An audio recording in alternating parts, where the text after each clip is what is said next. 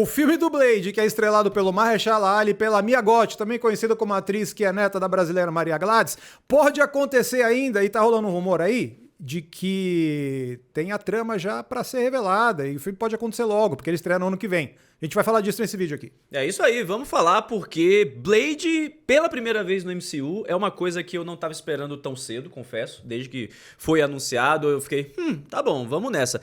Mas é um trabalho árduo a ser feito, porque a gente já teve uma trilogia do Blade com Wesley Snipes anos atrás, e agora vamos ter o filme com o Mahershala Ali. Inclusive, a gente teve um possível adiamento, né? A gente teve a greve dos roteiristas, dos atores, e além disso a produção de Blade está sendo até hoje muito atribulada, teve troca de roteirista, troca de enredo, e agora o filme que estava programado para estrear em fevereiro de 2025 vai estrear em novembro de 2025, Hessel. E além disso, dessa troca de datas aí, o filme não foi cancelado. Para manter o Mahershala Ali, eles falaram, não, a gente vai fazer o filme, vai rolar e tal, mas eu acho que rolou aí, segundo as notícias, rolou uma baixa ali no orçamento e tal. Então, poxa, se eles começarem a rodar aí agora no meio do ano, sei lá, alguma coisa assim, ainda dá para soltar esse filme em novembro do ano que vem. Agora a questão é, temos um diretor contratado. Por favor, diga o nome do francês. Vamos lá, é o Yann Demange. Yann Demange? Demange, não sei a pronúncia. Yann Demange, Monange. Yann Demange, que é o que ele apareceu aí primeiro fazendo séries. Ele fez uma série de zumbis, depois ele fez série sobre gangues e tal, e ele tem um filme agora, ele teve um filme no ano passado sobre a questão política lá na Irlanda do Norte. Então ele ainda é um cara que tá meio que surgindo. Escolheram ele para dirigir o filme, e o Mahershala Ali vai fazer o papel que foi do Wesley Snipes, com a Mia Goth no elenco. Ela foi confirmada há pouco tempo, mas o papel dela não foi anunciado ainda. E agora tá rolando uns rumores aí sobre uma nova trama, e já um pouco mais claro em relação a que personagem que ela pode fazer. Porque eles jogaram fora um enredo que estava antes colocando o Blade como, sei lá, terceiro, quarto protagonista e tal, uma coisa meio estranha. Parece que isso foi jogado no lixo e eles estão reescrevendo tudo. Não faria sentido, né? Você ter um filme chamado Blade e ele ser terceiro, quarto protagonista. Mesmo porque já tem um caso desse que foi um fracasso que se chama Blade Trinity, que era o Blade ao lado do nosso querido Deadpool e ao lado da grande Jessica Biel. E aí, poxa, esse filme ele flopou demais. Então você já tem realmente aí uma redundância. Não dá pra fazer o filme errado duas vezes.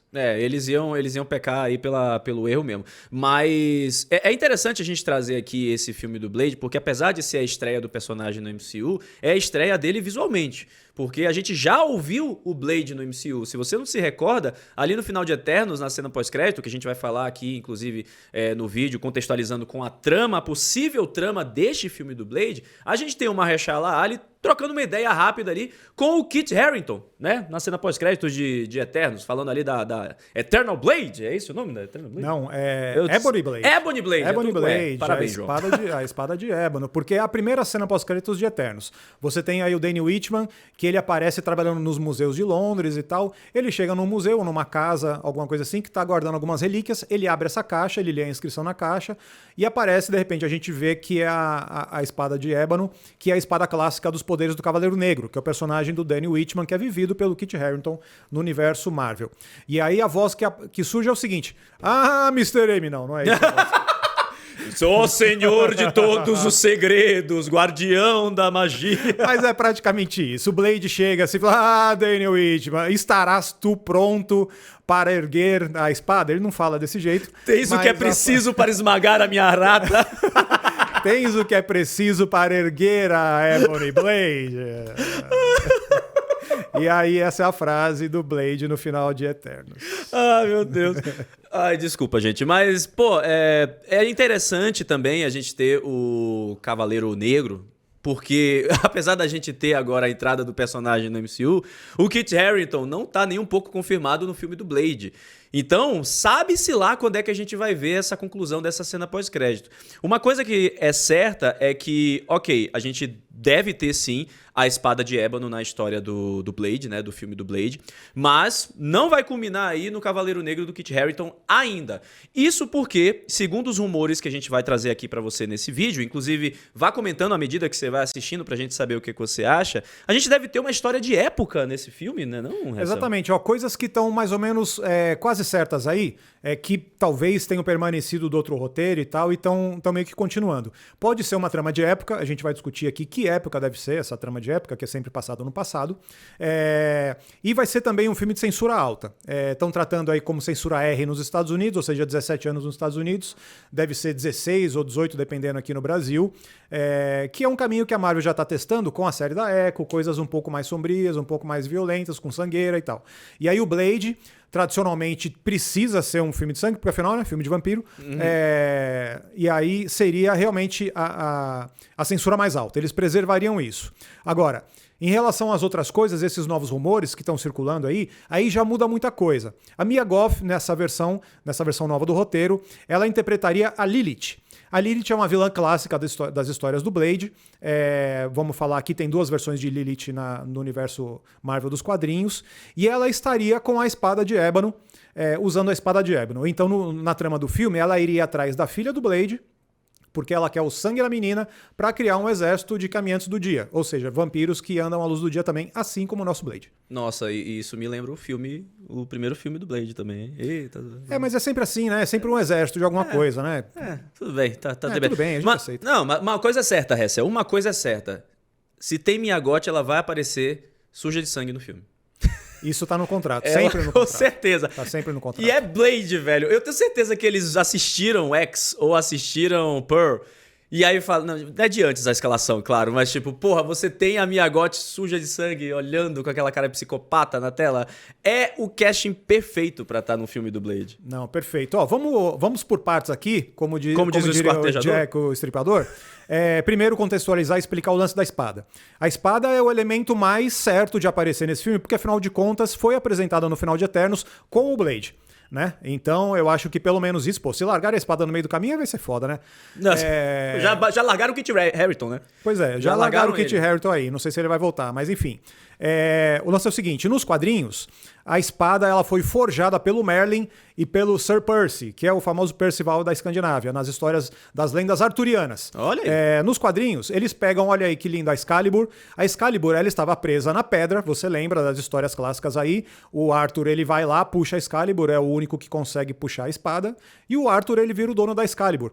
Só que aí a Marvel inventou que essa pedra onde estava presa aí a espada, na verdade, é a Starstone. A Starstone é uma pedra, um meteorito, que vem aí do Big Bang, das origens do universo e tal, e tem uma energia concentrada do universo que é anterior ao nosso universo. E aí a Starstone cai na Terra, a Excalibur fica lá encravada e tal, e aí o Merlin e o Sir Percy usam essa pedra, que é uma pedra mágica, para forjar a espada de ébano. Então Legal. A espada de ébano tem poderes especiais, principalmente 3 poderes. Ela corta qualquer coisa, ela garante, quem tá empunhando ela garante que vai ser invencível, não pode morrer. Caramba. E também é um terceiro poder, e ela reflete Isso. magias. Reflete magias. Então, se jogar o feitiço em você, não vai pegar, porque a espada, ela corta o feitiço no ar. Ela lança um Expelliarmus, né? Isso, exato. Entendi. Ou alguma coisa assim. Uma coisa que a gente precisa trazer aqui também, Hessel, é sobre a Lilith, porque ela, como vilã, né, de Blade, ela teve suas contendas lá com o nosso vampirão favorito, mas ela também enfrentou alguns personagens que estão no contexto do MCU atual, né?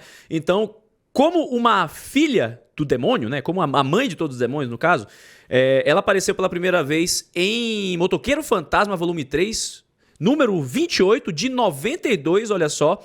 E, pois ela é a mãe dos Lilin, uma raça de demônios que atacam os heróis sobrenaturais. Então, quem ela já atacou? Ela já atacou o Motoqueiro Fantasma, ela já atacou o Doutor Estranho, ela já atacou o Filho da Meia-Noite, e ela também desafiou aquele que não apareceu, mas todo mundo acha que vai aparecer alguma vez, Mephisto. Olha só que beleza. O Mephisto pode aparecer. Então, não, chega, pelo amor de Deus. Essa é a segunda versão de Lilith. A primeira versão é que ela diz que ela é filha de Drácula. Essa versão provavelmente não vai ser usada, né, no filme, porque justamente essa nova, de 90 e pouquinho aí, em que ela é a mãe desse exército Lilin, é justamente a versão que tá nas outras mídias de Marvel. Ela é a vilã do game Midnight Suns, que é justamente quando ela é desperta, e aí ela controla esse exército e tal. E já foi aproveitada essa versão de Lilith, então, nos games. É bem provável que seja essa versão de Lilith, caso ela seja confirmada no filme do Blade. Eu acho que é mais um desafio também do filme do Blade, Hessel, o fato de ter a trilogia, e achei interessante a escolha de estarem querendo fazer uma história de época, né, pro Blade, porque aí você já diferencia um pouco da história do Blade do Wesley Snipes e traz uma história até um pouco diferenciada que a gente ainda não viu no universo Marvel. Beleza, a gente teve, de certa forma, a época ali com o Capitão América, né, no primeiro filme. Eternos também foram histórias de épocas, né? A gente teve várias épocas, várias eras do nosso mundo tratadas em Eternos. Então, para uma história de vampiro, acho que faz sentido a gente trazer o Blade antigamente, talvez, e puxar a Mia Goth como Lilith aí, como essa vilã, que eu acho que ela vai entregar, vai aparecer suja de sangue, e o Blade vai ter que limpar ela com a espada. Agora, que época é essa? Se a gente for tomar como base a idade de Lilith, a Lilith, nos quadrinhos, ela surgiu nos anos 1600, então a personagem da Era Medieval. Já o Blade, ele nasceu no começo do século XX, se não me engano, 1929, alguma coisa assim, depois da Primeira Guerra Mundial. Porque nos quadrinhos da Marvel, o Blade é filho de um cara que é sócio lá, é participante de uma sociedade secreta. Olha aí o Blade surgindo aí na HQ do Drácula nos anos 70, primeira aparição dele lá na Marvel. O penteado Black Power é foda. Black Power foda, nessa época, né? Uhum. Anos 70, é isso aí. No Blade, nos quadrinhos, ele é filho de um cara de uma sociedade secreta na Latvéria, que ele tá sendo perseguido, e aí pra mulher não ser pega junto com ele na Latvéria, ele manda ela pra Inglaterra. Uhum. E aí o Blade nasce em Londres, mas ele nasce em 1920 alguma coisa. Então, essa história de época, eles podem ter uma licença poética aí, talvez, e fazer o Blade ser mais velho, e fazer um Highlander mesmo, entendeu? Nossa, um sim. Blade lá no começo das eras medievais, encontrando Lilith naquela época. Ou então, se forem respeitar o que existe nos quadrinhos, esse Blade vai começar no começo do século XX. E aí seria interessante trazer a Lilith como um flashback, talvez, né? Pra contar a origem dela. Aí seria como no jogo, ela renasce, entendeu? Alguém desperta a Lilith, alguma coisa assim. Isso. Aí mostra ela renascendo pra enfrentar o Blade ali no início do século XX, né? É curioso ver como eles vão usar a espada, porque o lance é o seguinte, nos quadrinhos o Danny Whitman, ele se torna o Cavaleiro Negro, porque nos quadrinhos o Danny Whitman, ele empunha a espada e vira o Cavaleiro Negro, porque ele é descendente direto do Sir Percy. Sir Percy é o primeiro Cavaleiro Negro dos quadrinhos da Marvel. Porque afinal de contas ele ajudou a forjar a espada, enfim, tudo isso. E aí é por isso que o Danny Whitman se torna o Cavaleiro Negro nos dias atuais. A questão é, quando você empunha a espada, tem um lado ruim, você fica fodão, mas ao mesmo tempo a espada te corrompe. Então você vira um sanguinário, um cara com sangue nos olhos e tal, e super brutal. E aí a espada meio que transforma você num cara boladão.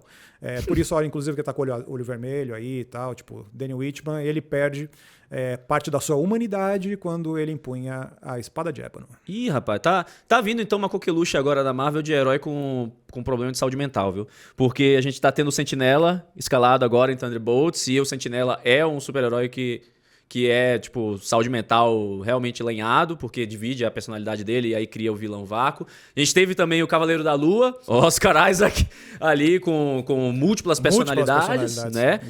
E saúde mental também. E agora o Cavaleiro, é sempre Cavaleiro, né? Exceto o Sentinela, é um Cavaleiro. Então pode ser interessante, já que eles, sei lá, vão deixar de lado o Kit Harington aí, o Cavaleiro Negro, mas a espada talvez continue tendo essa propriedade. Então pode ser que Lilith seja corrompida pela espada, pode ser que Blade lute com alguma coisa em relação à espada. Acho interessante. O Blade sempre usa espada. Vamos lembrar aí, nos quadrinhos isso já existe. Naquela primeira aparição ele tá com uma adaga ali, alguma faquinha. Na versão dos quadrinhos mais inspirada no visual do Wesley Snipes, também é uma espada. Nos filmes do Wesley Snipes, do Stephen Norrington e também do grande Guilherme Del Toro, ele usa espada. Então espada tá, obviamente, clássico aí nas histórias de vampiro, com estaca, essas coisas, e também na história do Blade. É capaz que ele mesmo impunha a espada de ébano. E aí faria sentido, então, com o Kit Harington mais à frente, no período atual do MCU, né? Ele estaria passando a espada pro Danny Whitman ali. Pode ser também. A encomenda, né? Chegou pra ele. Chegou. Talvez. Acho que faz sentido. E você, o que você acha aí desse imbróglio dos possíveis enredos que a gente vai ter para o novo filme do Blade? A gente quer que você comente aqui, compartilhe também a sua opinião, porque pode ter gente que está empolgada, pode ter gente que não está empolgada, especialmente nesse momento da Marvel. Mas a gente quer saber de você e continue sempre no Omelete para mais conteúdos. Até a próxima.